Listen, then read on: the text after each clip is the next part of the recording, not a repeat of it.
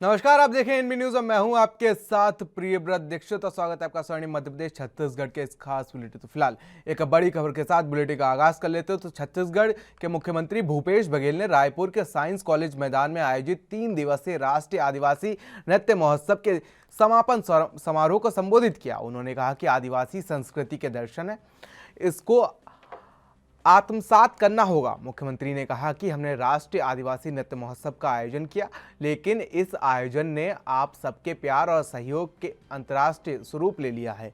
मुख्यमंत्री ने 3 दिवसीय महोत्सव के सफल आयोजन के लिए भागीदार रहे सभी कलाकारों को धन्यवाद दिया है और आभार जताया है।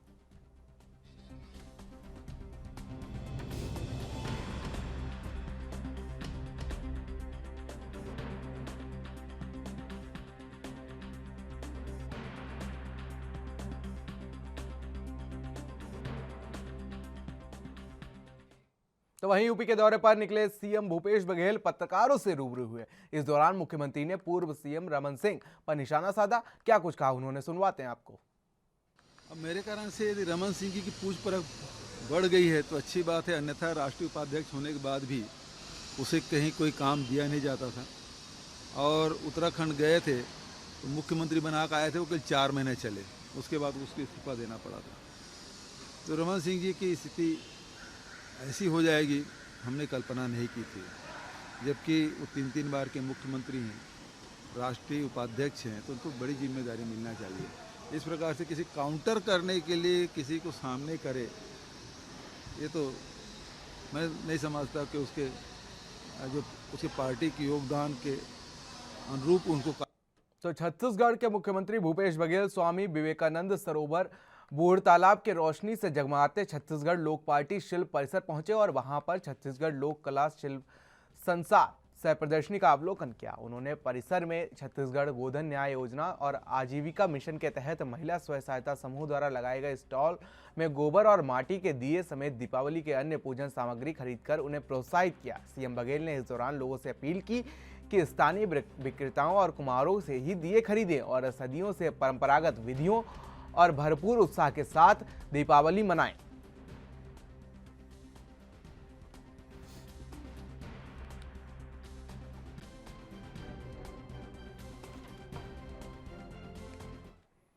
तो छत्तीसगढ़ के रायपुर के साइंस ग्राउंड मैदान में आयोजित राष्ट्रीय आदिवासी नृत्य महोत्सव में ग्रामोद्योग विभाग और शिल्प ग्राम लोगों ने आकर्षण का केंद्र बने रहे। आपको बता दें कि जिसे देखने के लिए देश विदेश से लोगों का जनसमूह आया। प्रदेश का शिल्प ग्राम सेल्फी जोन बन गया। तो वहीं जीवंत आदिवासी कलाकृतियों लोगों को सेल्फी लेने को अपनी तरफ आकर्षित करती रहीं। आयोजन स्थल पर बनाए गए शिल्प ग्राम में हाथ करघा और खादी वस्त्रों के साथ साथ माटी कला के उत्पादों में भी लोगों की काफी रुचि देखने को मिली।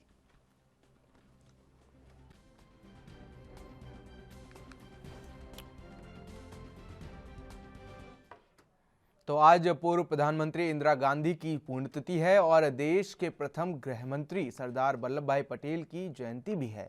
मुख्यमंत्री भूपेश बघेल ने उन्हें याद करते हुए नमन किया। इस अवसर पर भूपेश बघेल ने कांग्रेस के दोनों नेताओं की उपलब्धियों को याद किया। मुख्यमंत्री भूपेश बघेल ने इंदिरा गांधी और सरदार पटेल के चित्र पर पुष्पांजलि अर्पित की। आपको बता दें कि सरदार वल्लभ भाई पटेल की जयंती पर छत्तीसगढ़ के मुख्यमंत्री भूपेश बघेल ने उन्हें याद किया, साथ ही लोगों को उनके द्वारा राष्ट्र हित में किए गए कार्यों को भी लोगों के बीच पहुंचाया, साथ ही उन्हें नमन भी किया। तो सरदार वल्लभ भाई पटेल की आज जयंती है, साथ ही इंदिरा गांधी की पुण्यतिथि भी है। तो इसी को लेकर सीएम भूपेश बघेल ने दोनों नेताओं को नमन किया और श्रद्धांजलि अर्पित की। साथ ही दोनों नेताओं द्वारा राष्ट्र हित में किए गए कार्यों को भी उन्होंने गिनाया।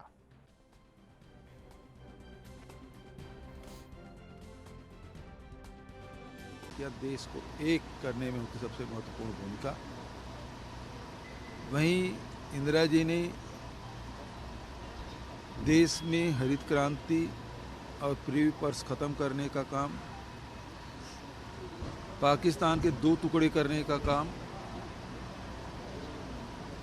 और हरित क्रांति के माध्यम से अनाज के मामले में देश को आत्मनिर्भर करने का कार्य इंदिरा जी ने किया। दोनों। तो वहीं मुख्यमंत्री भूपेश बघेल ने कहा कि राज्य के बच्चों को गांधी जी के विचारों से संस्कृत करना के लिए उनके दो प्रिय भजनों रघुपति राघव राजाराम और वैष्णव जन ते कहिए जी को नियमित गायन स्कूलों में किया जाएगा। सीएम ने कहा कि पूर्व पीएम भारत रत्न इंदिरा गांधी और पूर्व उप प्रधानमंत्री सरदार वल्लभ भाई पटेल के व्यक्तित्व में महात्मा गांधी के मूल्यों की मौजूदगी सबसे बड़ी समानता रही। इन दोनों ही विभूतियों के जीवन को गांधी जी के ही विचारों ने गढ़ा था। भूपेश बघेल ने इन विभूतियों को श्रद्धांजलि देते हुए कहा कि उनके प्राण पुरुष महात्मा गांधी के विचारों के माध्यम से राज्य के बच्चों में सामाजिक एकता और समरसता की भावना को मजबूत किया जाएगा।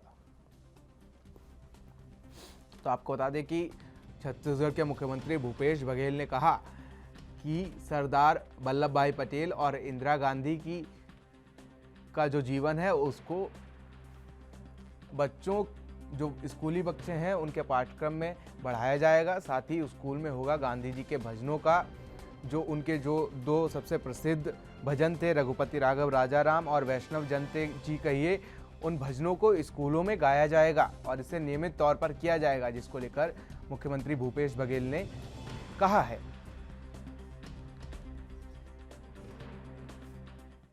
तो खबर मध्य प्रदेश के भोपाल से है, जहां पर सरदार वल्लभ भाई पटेल की जयंती के अवसर पर मनाए जाने वाले राष्ट्रीय एकता दिवस पर सीएम शिवराज सिंह चौहान ने भोपाल के शौर्य स्मारक पर श्रद्धांजलि अर्पित की है। इसके बाद सीएम शिवराज सिंह चौहान ने कार्यक्रम में राष्ट्रीय एकता की शपथ दिलवाई।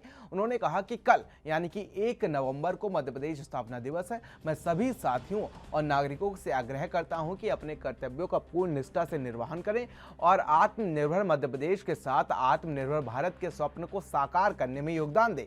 सीएम ने कहा कि प्रधानमंत्री नरेंद्र मोदी ने गुजरात में केवड़िया में सरदार वल्लभ भाई पटेल जी की विशाल प्रतिमा की स्थापना की है। आज केवड़िया राष्ट्रीय एकता की प्रेरणा देने वाला स्थल बन गया है, एकता और ऊर्जा का स्थल बन गया है। मैं प्रधानमंत्री नरेंद्र मोदी को प्रणाम करता हूं।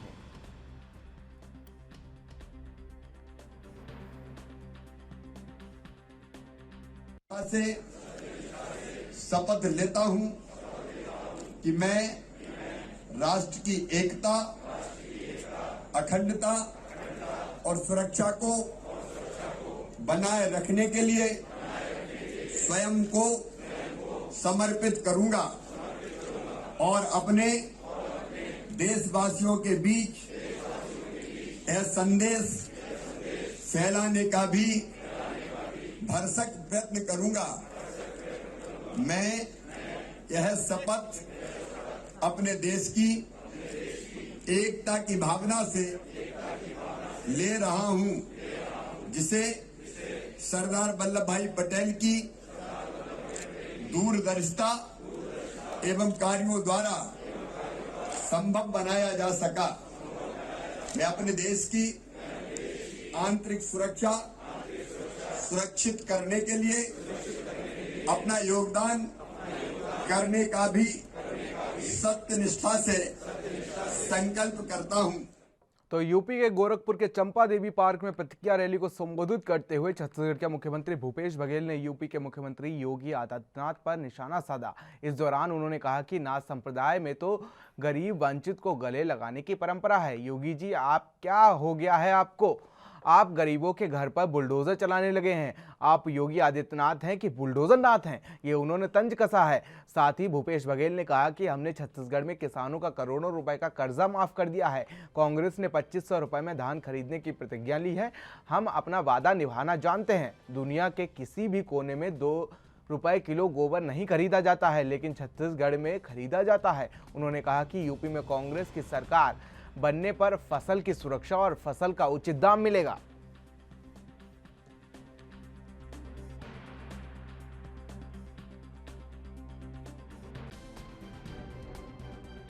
लेकिन मुझे समझ नहीं आ रहा है, नाथ संप्रदाय में तो जो वंचित हैं, गरीब हैं, किसान हैं, मजदूर हैं, उसे गला लगाने की परंपरा है।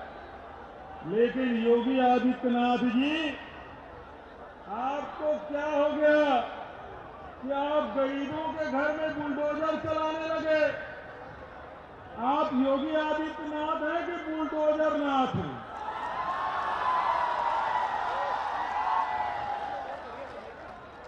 प्रेम बांटने की जगह बदला लेने लगे।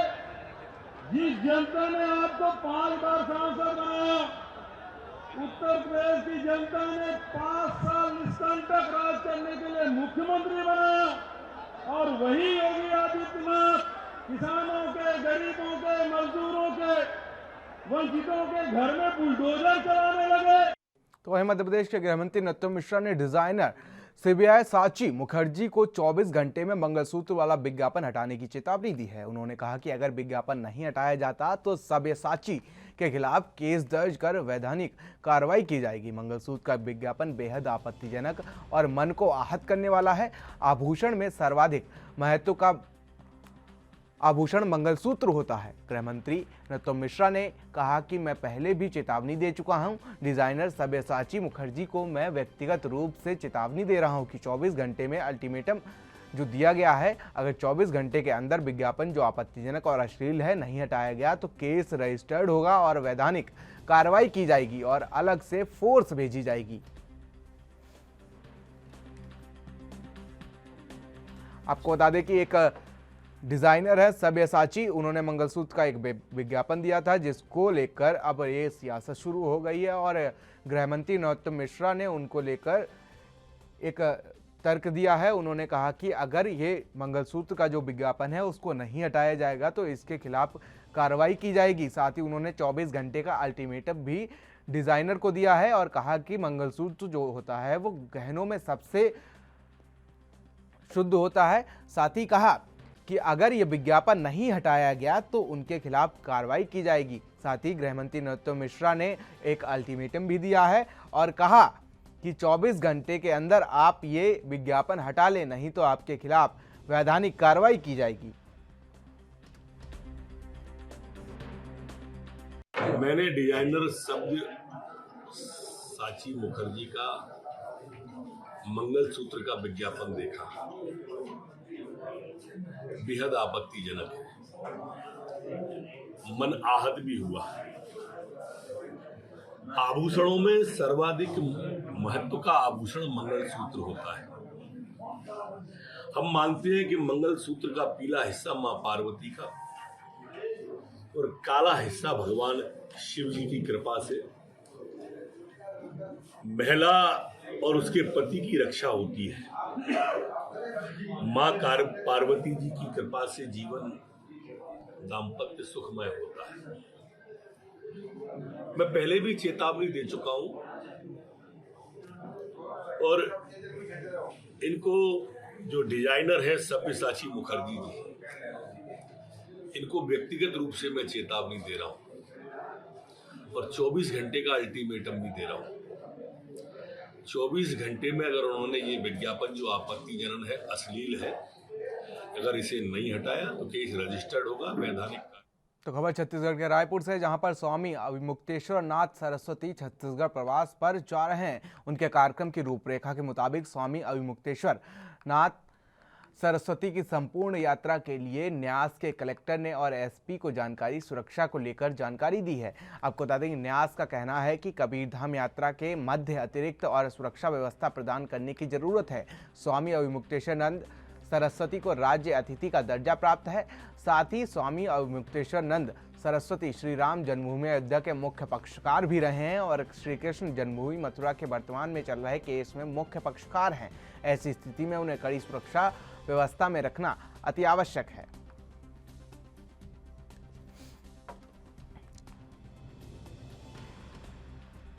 तो आपको बता दें कि स्वामी अविमुक्तेश्वरानंद सरस्वती का छत्तीसगढ़ दौरा है, जिसको लेकर उन्होंने कड़ी सुरक्षा की मांग की है। आपको बता दें कि वो राम जन्मभूमि का जो विवाद चल रहा था उसमें मुख्य पक्षकार थे और साथ ही जो कृष्ण जन्मभूमि को लेकर जो विवाद चल रहा है उसमें वो मुख्य पक्षकार हैं। तो उनका अब रायपुर दौरा है, तो इसको लेकर प्रशासन से उन्होंने सुरक्षा मांगी है और डीएम एसपी को पत्र लिखकर उन्होंने सुरक्षा की मांग की है। तो ऐसे में कड़ी सुरक्षा को लेकर ये फिलहाल मायने देखे जा रहे हैं, क्योंकि वो इस समय जो कृष्ण जन्मभूमि का जो केस चल रहा है फिलहाल उसमें मुख्य पक्षकार हैं। तो ऐसे में जाहिर तौर पर ये साबित होता है कि उनकी सुरक्षा जो है वो जिला प्रशासन को देखनी चाहिए।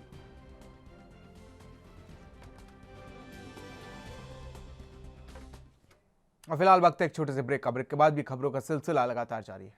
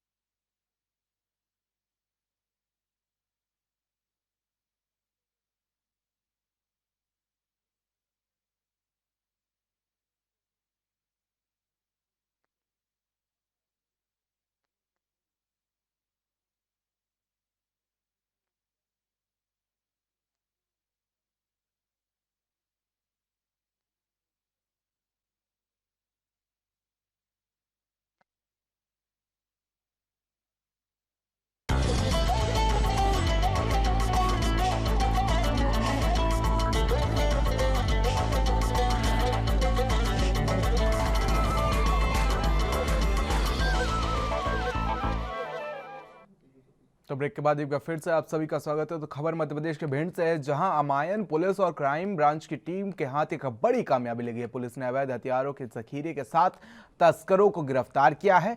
अमायन थाना प्रभारी दीपेंद्र यादव को मुखबिर ने सूचना पर यह कार्रवाई की है। साथ ही सूचना मिलने पर क्राइम प्रभारी शिव प्रताप सिंह राजावत की संयुक्त कार्रवाई में दबिश दी गई। भारी मात्रा में हथियारों का जखीरा पकड़ा गया।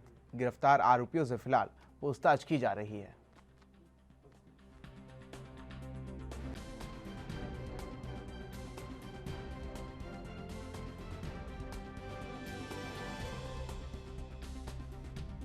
हाँ, ये है कि श्रीमान पुलिस अधीक्षक महोदय भिंड को मुख्यधार सूचना मिली। उस सूचना के उन्होंने क्राइम ब्रांच और थाना अमायन पुलिस को अवगत कराया। सूचना इस प्रकार से थी कि 2 व्यक्ति अवैध कट्टे लिए हुए, हथियार लिए हुए तस्करी के लिए ग्राम आतों के पास राम जानकी मंदिर है, वहाँ पर खड़े हुए हैं और उन कट्टों को, अवैध कट्टों को बेचने के फिराक में।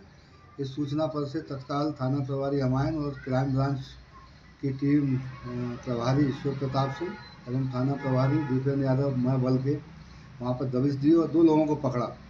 और जिनके पास 2 थैले मिले थे, उनकी जब तलाशी ली गई तो दोनों के पास 3-3 कट्टे और राउंड मिले। कुल इस प्रकार 6 315 बोर के कट्टे और 5 जिंदा राउंड उनसे जब्त हुए हैं। ये दोनों थाना गोरमी क्षेत्र के निवासी हैं। एक का नाम कृपाल सिंह नरवरिया, दूसरे का नाम राम गोपाल है। जब इनसे पूछताछ की गई तो उन्होंने बताया, अपने एक साथी का नाम बताया है जो कि उन्हीं हीरापुर का रहने वाला है। वो पूर्व में थाना गोहद में कई कट्टों एवं करीबन 500 साढ़े 500 राउंड उसके पास से जब्त हुए थे। वही इनको सप्लाई करता था। तो उसकी अभी तलाश की गई है, तो अभी मिला नहीं है। इन दोनों को गिरफ्तार करके आज माननीय न्यायालय में प्रस्तुत किया जा रहा है और आगे और भी इनसे पूछताछ जारी है और भी इसमें इनसे कई अवैध हथियार बरामद होने की संभावना है। भिंड एसपी मनोज कुमार सिंह एवं एएसपी कमलेश कुमार के निर्देश पर लगातार जो हथियार माफिया हैं उनके खिलाफ कार्रवाई की जा रही है। इसी के क्रम में महगांव एसडीओपी RKS राठौर के मार्गदर्शन में अमायन थाना प्रभारी दीपेंद्र सिंह यादव की एक अहम भूमिका रही, जिसमें मुखबिर के द्वारा सूचना मिली कि कुछ जो हथियार तस्कर हैं उनके द्वारा हथियारों की सप्लाई की जा रही है। तभी उन्होंने तत्काल मौके पर पहुंचकर क्राइम प्रभारी शिव प्रताप सिंह राजावत की टीम के साथ मौके पर जब दबिश दी तो मौके से 2 लोगों को पकड़ा, जिनके नाम राम गोपाल एवं कृपाल बताए गए हैं। जब उनसे तलाशी ली गई तो उनके पास एक बैग था और बैग से, दोनों बैगों के पास से 3-3 देसी 315 बोर के कट्टे बरामद किए गए हैं। साथ ही 5 जिंदा राउंड कारतूस भी जब्त किए गए हैं। जब उनसे सख्ती से पूछताछ की गई तो उन्होंने एक नाम और बताया है, लेकिन वो आरोपी अभी फरार है। फिलहाल दोनों आरोपियों को पुलिस ने हिरासत में लेकर पूछताछ जारी की है और उनके कब्जे से भारी मात्रा में 6 अवैध देसी कट्टे, जो कि 315 बोर के कट्टे बताए गए हैं, बरामद किए गए हैं। ANB न्यूज़ के लिए कैमरा पर्सन के साथ प्रदीप राजावत, भिंड। तो खबर मध्य प्रदेश के उज्जैन से है, जहां उच्च शिक्षा मंत्री डॉक्टर मोहन यादव और उत्तर के विधायक पारस जैन ने महानंद स्पोर्ट एरिना में महानंदा तरणताल का शुभारंभ किया है। आपको बता दें कि इस अवसर पर तैराकी संघ उज्जैन के अध्यक्ष राकेश तिवारी, सचिव हरीश शुक्ला, जिला खेल अधिकारी OP हरोड़ के साथ कई तैराक मौजूद रहे। वहीं मंत्री मोहन यादव ने तैराकी संघ से स्विमिंग पूल में लगने वाले वार्षिक शुल्क को आधा किए जाने के साथ अच्छे तैराकों के लिए निःशुल्क किए जाने की अपील की है। साथ ही घोषणा की है कि swimming pool Kushabhau Thackeray swimming pool के नाम से जाना जाएगा। तैराकी संघ के अध्यक्ष राकेश तिवारी ने बताया कि अगले दिन रविवार और सोमवार को उज्जैन की तैराक प्रेमी जनता के लिए कुशाभाऊ ठाकरे तरणताल में प्रवेश पूरी तरीके से निःशुल्क रहेगा। इसका मासिक शुल्क 1200 रुपये निर्धारित किया गया था, लेकिन मंत्री डॉक्टर यादव की अपील के बाद से इसका मासिक शुल्क जो है वो 600 रुपये रहेगा। इसकी मेंबरशिप सभी आयु वर्ग के लोग ले सकते हैं।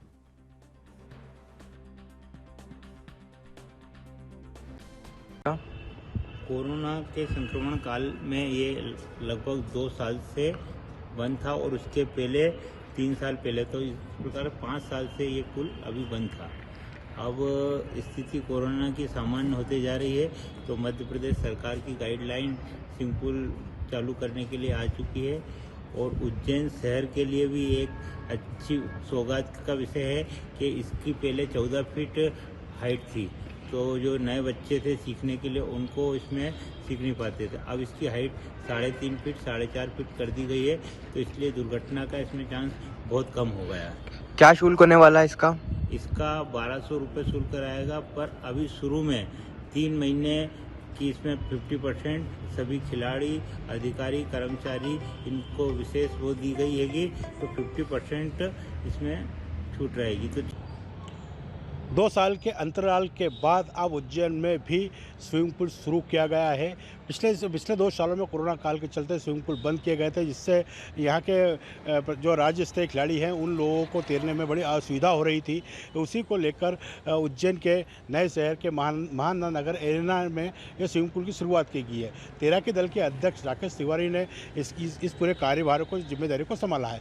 वहीं इसकी फीस 1200 रुपये रखी गई थी, लेकिन उच्च शिक्षा मंत्री मोहन यादव ने कहा कि ये फीस बहुत ज़्यादा है, इस फीस में कुछ ना कुछ कमी होना चाहिए। उसको लेकर ये फीस 600 रुपये कर दी गई है।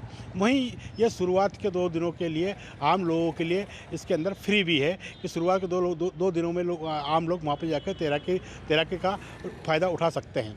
वहीं हम बता दें आपको कि पिछले 2 सालों में कोरोना काल के चलते उज्जैन का स्विमिंग पूल सभी बंद पड़े हुए थे, जिसको लेकर नगर निगम काफ़ी समय से कोशिश कर रहा था इसे चालू करने की, लेकिन इसके लिए कोई भी व्यक्ति आगे नहीं आ रहा था। उसी को लेकर तैराकी दल के अध्यक्ष राकेश तिवारी जी आगे आए और उन्हें महानगर स्थित एरिना में जो स्विमिंग पूल है उसका पूरा जीर्णोद्धार कराया और उसे जीर्ण करने के बाद उसका जो नाम है कुशाभाऊ ठाकरे रखा गया।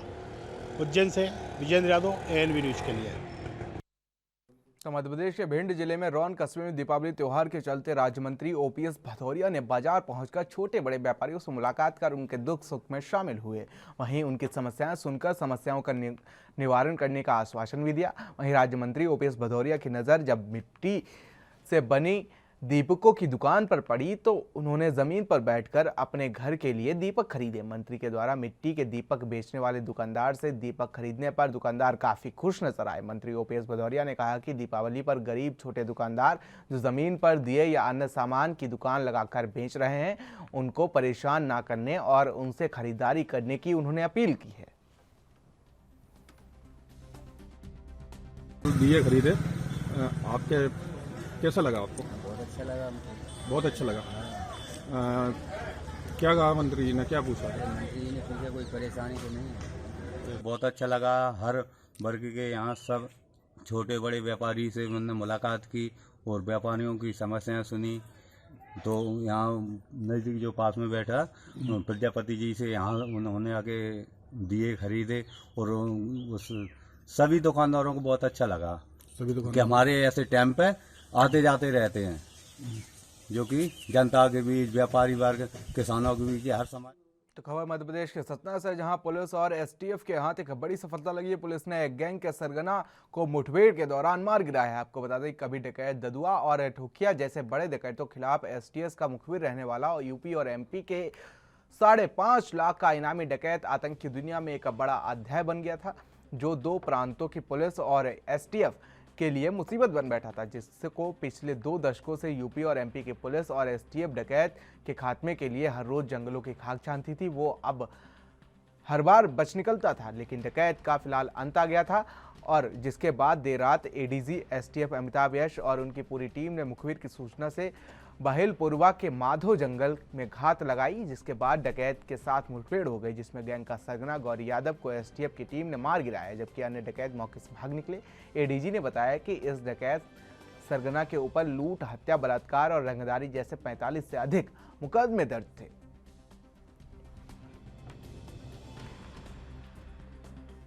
तो खबर मध्य प्रदेश के उज्जैन से है, जहां महिदपुर थाना क्षेत्र के ग्राम ब्राह्मणखेड़ा में भैंस चोरी की शंका में 16 साल पहले हुए तिहरे हत्याकांड के 9 आरोपियों को हाईकोर्ट ने बरी कर दिया है। हाईकोर्ट ने अपने फैसले में टिप्पणी की है कि न्याय के लिए 16 साल तक भटकना पड़ा और जेल काटनी पड़ी। मृतक के झूठे बयान के कारण कोर्ट ने जांच अधिकारी के खिलाफ पेंशन रूल के तहत कार्रवाई के लिए DGP और IG को भी लिखा है। कोर्ट ने मृतक की पत्नी और मां के बयान को भी झूठा माना है। वरिष्ठ अधिवक्ता बीरेंद्र शर्मा ने बताया कि 11 जुलाई 2005 को रामचंद्र कचरू और भागीरथ पर भैंस चोरी का आरोप लगाकर कुछ लोगों ने हत्या कर दी थी। मामला काफी चर्चित रहा था। तिहरे हत्याकांड से गांव में काफी तनाव था। उस दौरान 6 महीने तक पुलिस गांव में तैनात कर दी गई थी। था कि भैंस चोरी के विवाद को लेके रामचंद्र और उसकी मां थाने पर रिपोर्ट दर्ज कराने जा रहे थे। इस दौरान 9 आरोपीगण आए, तलवार, धारिये और लाठियों से उन्होंने उनका रास्ता रोका और रास्ता रोक के जान से मारने की नीयत से मारपीट की। जब उसके रामचंद्र के भाई पिता बाकी लोग जब वहाँ मौके पर पहुँचे तो उन्होंने तीनों की हत्या मौके पे कर दी। इस दौरान जब पुलिस स्पॉट पे पहुंची तो तोमर साहब जो तत्कालीन टीआई थे वो वहाँ मौके पर पूछे। उस समय उनका ये कहना था कि साहब रामचंद्र जिंदा था और रामचंद्र जिंदा था तो उन्होंने डाइंग डिक्लेरेशन रिकॉर्ड करा कि मृतक ने स्वयं मुझे घटना बताई और इस दौरान जब मृतक रामचंद्र को अस्पताल ले जा रहे थे तो उसकी भी मौत हो गई थी। इस बेसिस पे ट्रिपल मर्डर का केस बना। चूंकि मामला चर्चित था, उस समय तत्कालीन समय में भाजपा की सरकार आई थी, कांग्रेस के बड़े बड़े नेता वहां पहुंचे और 1 महीने तक गांव में पुलिस रही और मातम का माहौल रहा।